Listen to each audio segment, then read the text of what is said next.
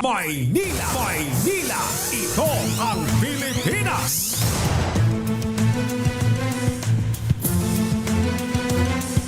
Magandang umaga Luzon, Visayas at Mindanao. Araw ho tayo ng Linggo, August 2, 2026. Ako po si Left Narciso at ito ang programang Maynila, ito ang Pilipinas. Dito sa DZRH, una sa Pilipinas, una sa Pilipino.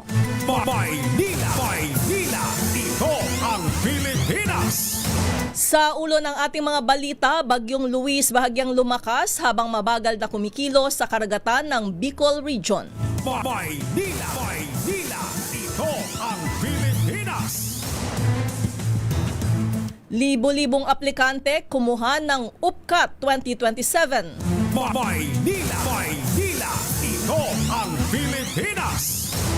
Dalawang COA auditors nakatakdang sumalang bilang mga testigo sa impeachment trial ni Vice President Sara Duterte ngayong linggo. Maynila, Maynila, ito ang Pilipinas. Temporary restraining order sa taas sahod sa Metro Manila kukwestiyonin ng DOLE. Maynila, Maynila, ito ang Pilipinas. Mga pasaherong may national ID, may libreng sakay sa LRT2 at MRT3 tuwing Miyerkules sa buong buwan ng Agosto. Maynila, Maynila, ito ang Pilipinas. Presyo ng mga produktong petrolyo may inaasahang rollback sa Martes, pero ang LPG may taas presyo ngayong Agosto. Maynila, Maynila, ito ang Pilipinas. At ngayon sa detalye ng ating mga balita, bahagyang lumakas ang Bagyong Luis habang mabagal na kumikilos sa karagatang sakop ng Bicol Region. Ayon sa Pag-asa, huling namataan ang tropical cyclone sa layong 295 km east of silangan ng Daet Camarines Norte kaninang alas 4 huya ng madaling araw. Taglay ng Bagyong Luis ang lakas ng hangin na aabot sa 55 kilometro bawat oras malapit sa gitna. Pagbugsong aabot sa 70 kilometro bawat oras at mabagal na kumikilos sa direksyong Pakanluran, Timog Kanluran. Bagamat inaasahang mananatili sa Philippine Sea, posible pa rin daw lumapit o maglandfall ang bagyo sa Northern o Central Luzon kung magbabago ang direksyon nito. Sa ngayon ay nakataas ang Tropical Cyclone Wind Signals number 1 sa Polillo Islands, Camarines Norte, northern portion ng Camarines Sur o sa bahagi ng Caramoan, Presentacion, Garchitorena, Lagonoy, Tinambak, Siruma, Goa, San Jose, Tigaon at Calabanga. Mayroon ding signal number 1 sa Catanduanes. Maynila, Maynila, ito ang Pilipinas. Libo-libong aspiring scholar ng bayan ang nagsimula ng kumuha ng College Admission Test 2027 ng University of the Philippines nitong Sabado hanggang ngayong araw, kung saan tinayang aabot sa 153,000 na ang mga examinees sa buong bansa. Ayon sa UP Office of Admissions, isinasagawa ang 2 araw na pagsusulit sa higit 100 o 118 testing centers, kabilang ang 9 na UP campuses at 109 partner schools. Sinabi ng pamantasan na naging maayos ang paghahanda para sa pagsusulit sa kabila ng ilang minor na aberya. Nananatili ring mahigpit ang kompetisyon dahil sa quota system, kung saan karaniwang nasa 16,000 hanggang 18,000 lamang ang natatanggap sa UP taon-taon. Bukod sa resulta ng UPCAT, isinasaalang-alang din sa pagpili ng mga papasok ang academic records ng mga aplikante mula grade 8 hanggang 11, gayon din ang socio-economic at geographic factors. Inaasahang lalabas ang resulta ng UPCAT 2027 sa unang quarter ng susunod na taon. Maynila, Maynila, ito ang Pilipinas.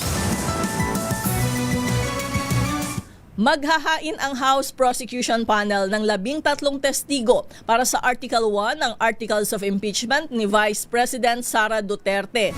Ang reklamo ay may kaugnayan sa umano'y maling paggamit ng higit 600 million pesos na confidential funds ng Office of the Vice President at Department of Education noong 2022 hanggang 2023.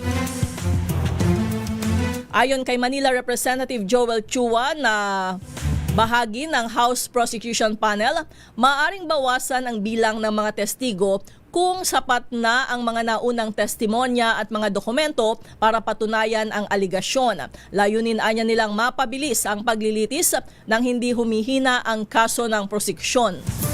Sa pagdinig ngayong linggo, magpipresenta ang prosekusyon ng 2 auditor ng Commission on Audit at isang custodian ng records ng House of Representatives kung saan tatalakayin nila kung paano ginamit at na-liquidate ang confidential funds. Sinabi naman ng kampo ni Duterte na handa silang questionin ang mga testigo ng prosekusyon, kabilang si Mary Grace Piatos na pinaniniwala ang isa sa mga nakatanggap ng confidential funds. Maynila, Maynila, ito ang Pilipinas.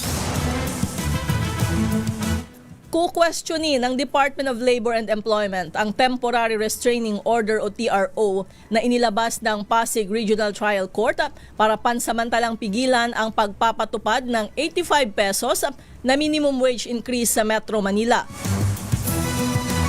Ayon kay Labor Secretary Francis Tolentino, makikipag-ugnayan ang DOLE, National Wages and Productivity Commission at Regional Tripartite Wages and Productivity Board sa Office of the Solicitor General para ipagtanggol sa korte ang bisa ng wage order. Nilinaw naman ni Tolentino na ang mga manggagawang nakatanggap na ng dagdag sahod ay hindi na kailangang isauli ang kanilang natanggap. Hindi rin anya maaaring kaltasin ng mga employer ang wage differential sa mga susunod na sweldo ng kanilang mga empleyado. Ang TRO ay inilabas matapos maghain ng petisyon ang 2 construction firms na kumukwestiyon sa legalidad ng taas sahod. Mananatiling epektibo ang TRO hanggang August 13 habang itinakda sa Agosto 3 ang pagdinig sa hiling na preliminary injunction. Maynila, Maynila, ito ang Pilipinas. Abiso para sa mga sumasakay ng LRT2 at MRT3. Magbibigay ho ng libreng sakay ang Metro Rail Transit 3 o MRT3 at Light Rail Transit Line 2 o LRT2 para sa mga pasaherong may national ID tuwing araw ng Miyerkules sa buong buwan ng Agosto. Maaring ma-avail ang libreng biyahe sa August 5, 12, 19 at 26 mula alas 7 hanggang alas 9 ng umaga at alas 5 ng hapon hanggang alas 7 ng gabi sa pamamagitan ng pagpapakita ng physical ID, printed copy o digital version ng national ID.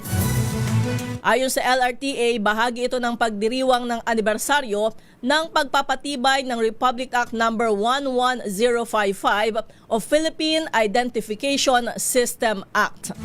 Maynila, Maynila, ito ang Pilipinas. Namumuro ang rollback sa presyo ng diesel at gasolina ngayong linggo. Ayon kay Jetty Petroleum President Leo Bellas, maaaring bumaba ng 50 sentimo hanggang piso kada litro ang presyo ng diesel, habang piso hanggang piso at 50 sentimo kada litro naman ang maaaring ibaba sa presyo ng gasolina. Batay sa pagtaya sa 4 na araw na galaw ng foreign exchanges rates at sa Min of Platts, Singapore. Sabi ni Bellas, bahagyang humupa ang presyo ng langis sa pandaigdigang merkado dahil sa pag-asa na mababawasan ang tensyon sa pagitan ng Estados at Iran.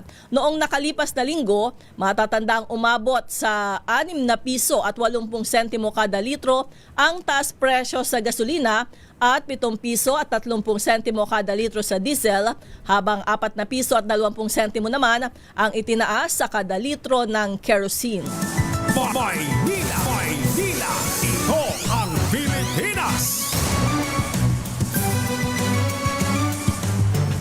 Nag-abiso naman ang mga kumpanya na tataas ang presyo ng liquefied petroleum gas ngayong buwan ng Agosto. Ayon sa Petron, epektibo ang 3 piso kada kilo na dagdag simula ngayong araw kahapon.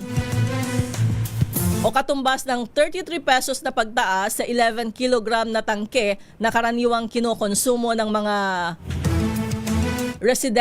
nasa residential areas. 3 piso rin ang dagdag sa Solane brand na LPG, epektibo naman simula ngayong araw, August 2.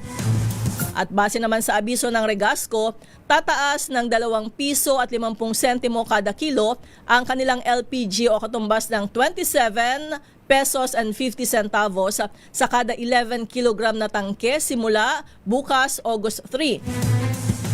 Nakabatay umano ang price increase sa pagtaas ng contract price ng Saudi Aramco LPG sa $40 per metric tons kasabay ng mataas na shipping cost na dulot rin ng nagpapatuloy na tensyon sa gitnang silangan. Maynila, ito ang Pilipinas. Pilipinas ang oras, alas 7:18 ng umaga.